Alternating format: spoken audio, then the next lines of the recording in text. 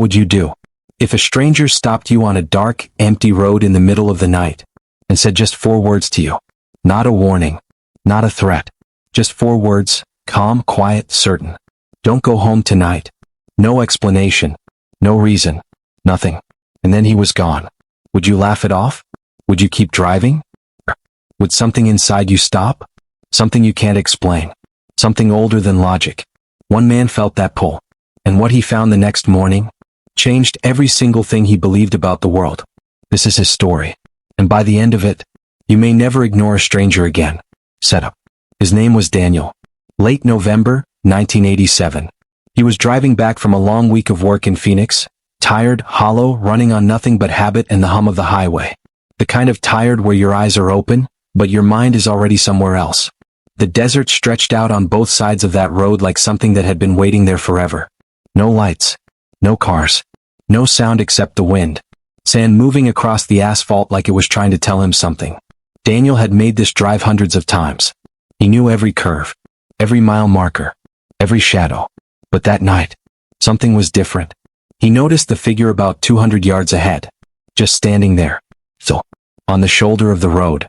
At first, Daniel thought it was a hitchhiker. He'd seen plenty of those on this stretch. But hitchhikers wave. Hitchhikers reach out. They want something from you. This man didn't want anything. He just stood there, watching. And as Daniel's headlights swept across the figure, he felt something in his chest he hadn't felt in years. Not fear exactly. Something quieter than fear. Something that made his hands tighten on the wheel. He slowed down anyway, because something in him had to. He rolled down the window. The night air hit him, cold, dry, sharp. "Are you okay?" Daniel asked. Nothing. The man didn't move, didn't blink, just looked at him with eyes that seemed older than his face. And then he spoke, slowly, deliberately, like every word had weight. "Don't go home tonight." Daniel blinked. "What?" he said. "What do you mean? What's going on?" But the man didn't answer. He simply turned and walked into the darkness.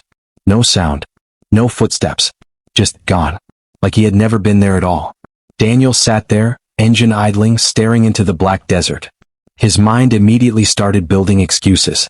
Drunk guy, lost hiker, some local pulling a prank. He almost convinced himself. He almost kept driving. But those 4 words wouldn't leave him. They sat in his chest like a stone. Don't go home tonight. He drove past his exit. He doesn't know why. He still can't explain it. His hands just didn't turn. He kept going until he saw a flickering neon sign in the distance. A motel, the kind that looked like it hadn't been renovated since 1962. He pulled in. Paid cash. Room 7. The mattress was thin, the heater rattled, and the curtains didn't quite close all the way. He lay there in the half-dark, staring at the ceiling, heart still going, wondering what he was doing, wondering if he'd lost his mind. He almost got up and left 3 times. 3 times he reached for his keys. 3 times something made him stop. Build up. Around midnight he stopped fighting it. He turned on the small television bolted to the dresser across the room. Static. Then a late-night talk show. Then a commercial for car insurance. He muted it. Closed his eyes. Maybe he slept for an hour. Maybe less. At 2:14 in the morning, he remembers the time exactly, the room filled with the sound of sirens. Distant, but clear. He went to the window. He could see a faint orange glow somewhere toward the south. Like sunrise in the wrong direction. At the wrong time. He stood there watching that glow pulse against the sky. He turned the TV back on. Flipped to the local news. And there it was. A devastating house fire broke out late tonight on Desert View Lane. The structure is completely destroyed. Fire officials believe the cause may have been an electrical fault in the walls. The owner of the home is unaccounted for. Daniel's body went cold. Not just cold. Empty.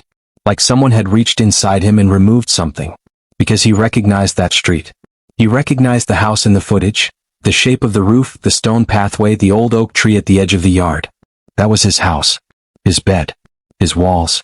His life, sitting inside those walls, all of it burning. If he had gone home, he would have been asleep. In that bed. In that room. In that fire. He sat on the edge of the motel mattress for a very long time. Not moving. Not crying. Just processing something the human mind wasn't really built to process. The weight of a life that almost wasn't. The weight of 4 words that changed everything. Don't go home tonight. 5 to 6:30. Aftermath. In the days that followed, Daniel did what anyone would do. He talked to the fire investigators. He filed the reports. He stayed with his brother while the insurance worked itself out. And he tried, desperately, to find the man on the road. He went back to that stretch of highway 3 times in the first week. He talked to people at nearby gas stations. At the diner 6 miles east. At the small convenience store near the overpass. Nobody had seen anyone matching that description. No one walking. No one stranded. No one unusual. He placed an ad in the local paper. Seeking man seen on Highway 93, late November. Tall. Dark jacket. Middle-aged. Please contact. Not a single call. His friends told him to let it go. You got lucky, they said. Wrong place, right time. Don't overthink it. But Daniel couldn't let it go. Because here's the thing about a moment like that. It doesn't stay in the past. It follows you. It changes the way you see strangers. It changes the way you hear things you can't explain. It changes the way you trust, or don't trust, the voice inside you that says something is wrong. Daniel started paying attention to that voice. In ways he never had before. He rebuilt his life slowly. New house. Same town. Same highway. But not the same man. Not even close. 6:30 to 7:30. Deeper mystery. Now here's what nobody talks about. Here's the part of this story that even Daniel took years to say out loud. 6 months after the fire, he was going through a box of things he'd stored at his brother's house. Old photographs. Papers. Stuff from before. And he found a picture. A Polaroid from a summer barbecue, 1979. His parents. His aunt and uncle. Some neighbors. A few faces he didn't recognize. He almost put it away. But he looked closer. In the background of that photograph, standing slightly apart from the group, looking directly at the camera, was a man. Tall. Dark jacket. Middle-aged. The same man. Daniel turned the Polaroid over. Someone, his mother, he thinks based on the handwriting, had written on the back. Just a name. No last name. No explanation. Just, Uncle Ray. Daniel asked his brother about it. His brother went quiet for a moment. Then said, slowly, that their mother had a brother named Ray who died in 1971. 16 years before that night on the highway. Daniel didn't say anything else. He put the Polaroid back in the box. He closed the box. And he never told that part of the story to anyone for almost 20 years. 7:30 to 8:30. Emotional core. I want you to sit with something for a moment. Not the mystery of it. Not the question of what's possible or what isn't. Just this. Someone, or something, looked at Daniel that night. And decided he was worth saving. Think about the moments in your own life when something steered you. When you almost took a different road. When something made you late or early, or somewhere you didn't plan to be. When a feeling told you no, and you couldn't explain why. Most of us call it luck.